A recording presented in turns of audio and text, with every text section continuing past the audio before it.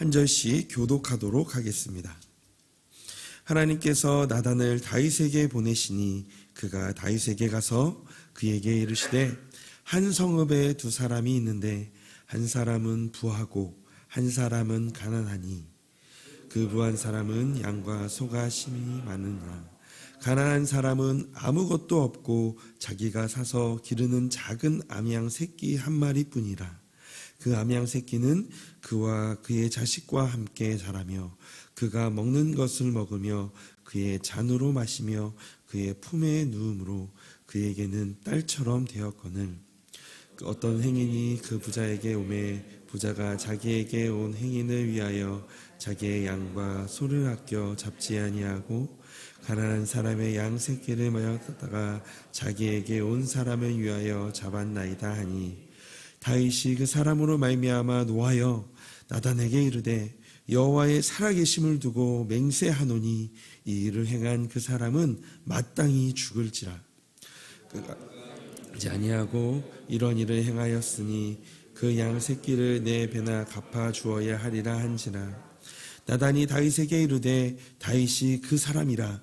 이스라엘의 하나님 여호와께서 이와 같이 이르기를 내가 너를 이스라엘 왕으로 기름 붓기 위하여 너를 사울의 왕 손에서 구원하고 내 주인의 집을 내게 주고 내 주인의 아내들을 내 품에 두고 이스라엘과 유다 족속을 내게 맡겼느니라. 만일 그것이 부족하였 것 같으면 내가 내게 이것저것을 더 주었으리라. 그런데 어찌하여 내가 여호와의 말씀을 업신여기고 나 보기에 악을 행하였느냐. 내가 칼로 햇사람 우리아를 치되 암몬 자손의 칼로 죽이고 그의 아내를 빼앗아 내 아내로 삼았도다. 이제 내가 나를 업신여기고 햇사람 우리아의 아내를 빼앗아 내 아내로 삼았은즉 칼이 내 집에서 영원토록 나지 아니하리라 하셨고 여호와께서 또 이와 같이 이르시기를 보라 내가 너와 내 집에 재앙을 일으키고 내가 내 눈앞에서 내 아내를 빼앗아 내 이웃들에게 주리니 그 사람들이 내 아내들과 더불어 백주에 동침하리라. 너는 은밀히 행하였으나 나는 온 이스라엘 앞에서 백주의 이 일을 행하리라 하셨나이다 하니 다윗이 나단에게 이르되 내가 여호와께 죄를 범하였노라 하매 나단이 다윗에게 말하되 여호와께서도 당신의 죄를 사하셨나니 당신이 죽지 아니하려니와 이 일로 말미암아 여호와의 원수가 크게 비방할 거리를 얻게 하였으니 당신이 낳은 아이가 반드시 죽으리라 하고. 아멘. 말씀은 거울과 같습니다. 이 말씀을 통해 주님을 만나기도 하고 말씀을 통해 주님이 행하신 놀라운 일을 깨닫기도 합니다. 더불어 말씀을 통해 그간 알지 못했던 우리 자신의 참 모습을 보기도 합니다. 본문에서 다윗은 이 말씀 앞에 마주하게 되었습니다. 하나님이 보내신 나단 선지자가 주님의 말씀을 선포하였고 선포된 말씀에 다윗 자신의 삶이 드러나게 됩니다. 오늘 본문을 통해 함께 묵상하고자 하는 것은 말씀이 내 삶을 비출 때 이 삶에 어떤 일이 일어나게 되는지 우리 말씀 앞에 선 이 다윗의 모습을 통해서 알아보기를 원합니다. 우리 말씀이 내 삶을 비출 때 첫 번째는 자신을 바라보게 됩니다. 11장에서 다윗의 범죄를 기록하고 있고 오늘 본문인 12장은 다윗의 회개를 기록하고 있습니다. 11장에서 다윗이 우리아의 아내를 범하고 우리아를 전쟁터에서 전사하게 한 후 그녀를 데려다가 자신의 아내로 삼고 아이를 낳는 사건들을 성경은 여호와 보시기에 악하였다라고 말하고 있습니다. 하나님께서 범죄한 다윗에게 나단 선지자를 보내십니다. 하나님께서 나단을 보내시기까지 다윗은 이미 10개월이나 지나도록 자신의 죄를 회개하지 않았고 오히려 인간적인 수단과 방법으로 죄를 가리려고 애를 썼습니다. 그럼에도 불구하고 하나님께서는 다윗에게 회개할 기회를 주시기 위하여 나단 선지자를 보내셨고, 나단 선지자는 비유로 그의 죄를 지적해 줍니다. 나단의 비유는 어떤 성에 사는 부자가 자기를 찾아온 손님을 접대하기 위해 자기가 아주 많이 소유하고 있던 양이나 소를 잡지 않고 이웃에 살고 있던 가난한 자가 가지고 있던 단 하나뿐인 작은 암양 새끼를 빼앗아다가 잡았다라는 내용이었습니다.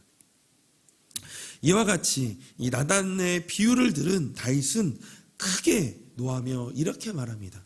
5절에서 6절의 말씀입니다. 다윗이 그 사람으로 말미암아 노하여 나단에게 이르되 여호와의 살아계심을 두고 맹세하노니 이 일을 행한 그 사람은 마땅히 죽을 자라. 그가 불쌍히 여기지 아니하고 이런 일을 행하였으니 그 양 새끼를 4배나 갚아 주어야 하리라 한지라. 즉 다윗은 모세의 율법에 근거하여서 이 규정대로 판결을 내린 것입니다. 이와 같은 다윗의 판결을 통하여 우리는 자신의 죄에 대하여는 너무나 관용적이지만 다윗의 죄는 결코 타인의 죄는 결코 용서할 줄 모르는 인간의 부패한 마음을 우리는 엿볼 수가 있습니다. 그때 나단 선지자는 다윗에게 하나님의 말씀을 전합니다. 바로 7절입니다. 우리 7절의 말씀을 함께 읽어보도록 하겠습니다. 나단이 다윗에게 이르되 당신이 그 사람이라. 이스라엘의 하나님 여호와께서 이와 같이 이르시기를 내가 너를 이스라엘 왕으로 기름 붓기 위하여 너를 사울의 손에서 구원하고. 아멘. 우리가 여기 이 7절에서 주목할 것은 나단 선지자가 다윗에게 이렇게 말씀했죠. 다윗이 이르되 당신이 그 사람입니다. 나단 선지자의 선포와 함께 비유 속 불의한 부자가 바로 다윗 자신임을 드러나게 합니다. 말씀이 다윗의 자신을 보는 거울이 된 것입니다. 말씀 안에서 다윗의 자신의 참모습을 발견하게 된 것이죠. 말씀이 임하는 것은 기쁨이기도 하지만 두려움과 당혹스러움이기도 합니다. 왜냐하면 나의 죄를 발견하고 나의 추함을 발견하는 순간이기 때문입니다. 아마도 나단 선지자가 이 다윗에게 당신이 그 사람입니다. 그렇게 추악한 죄를 행했던 사람이 바로 당신입니다라고 그렇게 밝혀졌을 때 얼마나 창피하고 얼마나 수치스러웠을까요? 히브리서 4장 12절에서 13절은 이렇게 말씀하고 있습니다. 하나님의 말씀은 살아있고 활력이 있어 좌우의 날선 어떤 검보다 예리하여 혼과 영과 및 관절과 골수를 찔러 쪼개기까지 하며 또 마음의 생각과 뜻을 판단하라니 지으신 것이 하나도 그 앞에 나타나지 않음이 없고 우리의 결산을 받으실 이의 눈앞에 만물이 벌거벗은 것 같이 드러나느니라. 말씀이 내 삶을 비출 때 우리 자신의 삶의 모습이 모두 드러나게 될 것입니다. 잘한 것, 잘못한 것, 연약했던 것, 실수했던 것 등 그러나 행위적인 것 말고 우리의 속 내면을 바로 보게 될 것입니다. 9절에서 이 다윗의 범죄를 여호와의 말씀을 업신여기고 나보기에 악행을 하였느니라 라고 책망합니다. 결국 내면의 악한 동기가 다윗을 사로잡고 있었던 것입니다. 하나님께서는 결국 나단 선지자를 통해 다윗이 하나님이 없는 내면을 보기를 원하였습니다. 오늘을 살아가는 우리도 마찬가지입니다.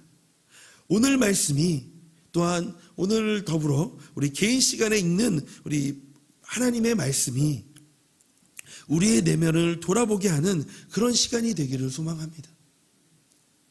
두 번째는 말씀이 내 삶 속에 비칠 때 반응하게 됩니다.